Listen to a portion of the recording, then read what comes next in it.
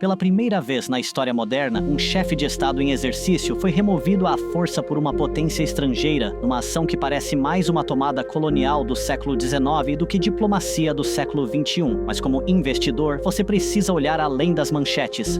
Por que agora? Foi isso realmente sobre narcoterrorismo? Ou é este o lance final, num jogo de xadrez global, pelas maiores reservas de petróleo do mundo? Fiquem conosco, porque hoje vamos desvendar os pormenores da queda de Maduro e o que esta nova ordem mundial significa para os preços do ouro, da prata e do petróleo bruto. A ascensão e a queda de um motorista de ônibus. Para compreendermos o fim, precisamos entender o início. Nicolás Maduro não era oriundo da elite. Ele iniciou sua carreira como motorista de ônibus e um líder sindical. Ele foi o sucessor escolhido a dedo do revolucionário socialista Hugo Chávez. Quando Chávez morreu em 2013, Maduro assumiu o comando, mas a estrada à frente desmoronava. Sob seu comando, um país com uma montanha de riquezas virou um cemitério de sonhos. A Venezuela sofreu um colapso econômico tão severo que a inflação chegou a impressionantes 1,7 milhão por cento em 2018. Mais de 7 milhões de pessoas fugiram do país, criando uma crise migratória que atingiu as próprias portas dos Estados Unidos.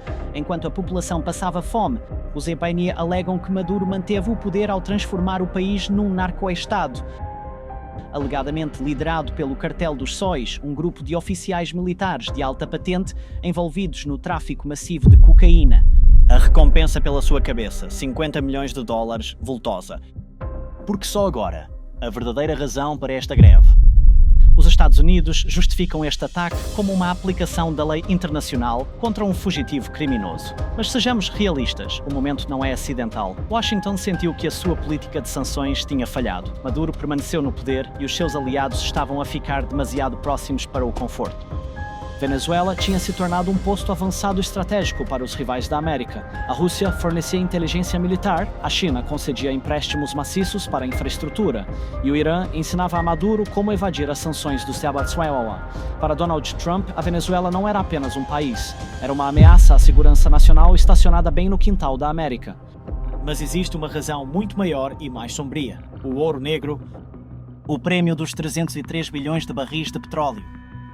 Aqui está um número que todo investidor deve memorizar: 303 bilhões de barris. A Venezuela detém as maiores reservas comprovadas de petróleo em todo o planeta, superando até mesmo a Arábia Saudita. Durante muitos anos, estas reservas estiveram bloqueadas por sanções e má gestão socialista. Agora, os Estados Unidos anunciaram que vão administrar o país por um período de transição.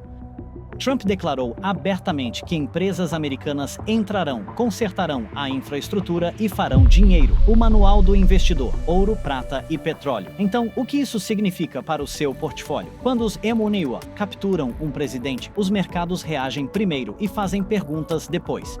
Espera volatilidade de curto prazo em todos os setores. Primeiro, o petróleo bruto, o grande deslocamento. Embora a produção venezuelana leve tempo para aumentar, a mera perspectiva de petróleo bruto pesado venezuelano mais barato entrando no mercado é um pesadelo para as empresas petrolíferas canadenses.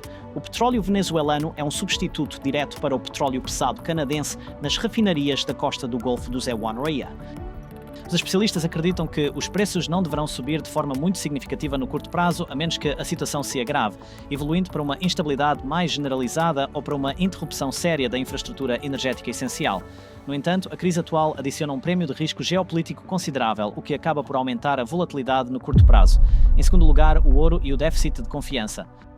Aqui está a parte contraintuitiva. Você pode ver uma queda temporária, mas observe os bancos centrais. Este ataque é um sinal claro para o mundo de que o dólar americano não é mais um ativo neutro. Após o confisco de ativos russos em 2022, esta medida provavelmente acelerará a desdolarização. Os bancos centrais das nações BRICS, ou seja, Brasil, Rússia, Índia, China e África do Sul, não estão mais a negociar ouro. Em vez disso, estão a acumulá-lo como um ativo de reserva neutro, com o objetivo de se protegerem de futuras sanções impostas pelos Estados Unidos. 3. Prata, a pressão industrial. Mantenha-se atento à prata, a oferta já se encontra bastante limitada. Com a China a impor restrições de exportação a partir do 1º de janeiro, a prata está se tornando uma matéria-prima industrial cada vez mais escassa. O caos geopolítico apenas vem adicionar mais lenha a esta fogueira. Uma nova era de risco. Os Huawei alegam que não é um ato de guerra, mas uma transição para o crescimento. Planeiam desarmar as milícias, garantir a segurança dos campos de petróleo e, por fim, realizar novas eleições. Mas a história avisa-nos. Do Iraque ao Afeganistão, a mudança de regime raramente é simples ou barata. Para os investidores, a mensagem é clara: a era dos mercados neutros terminou. Estamos entrando num mundo onde o nacionalismo de recursos e ativos sólidos como ouro e prata são as únicas verdadeiras proteções contra uma política externa norte-americana hiperagressiva. A captura de Maduro não é apenas uma manchete, é um catalisador para uma mudança global na forma como a energia e a riqueza são controladas. Você está preparado para as consequências? Se quer se manter à frente dessas mudanças geopolíticas, clique no botão de inscrição e ative as notificações. O mundo está mudando rapidamente. Certifique-se de que seu portfólio consiga acompanhar.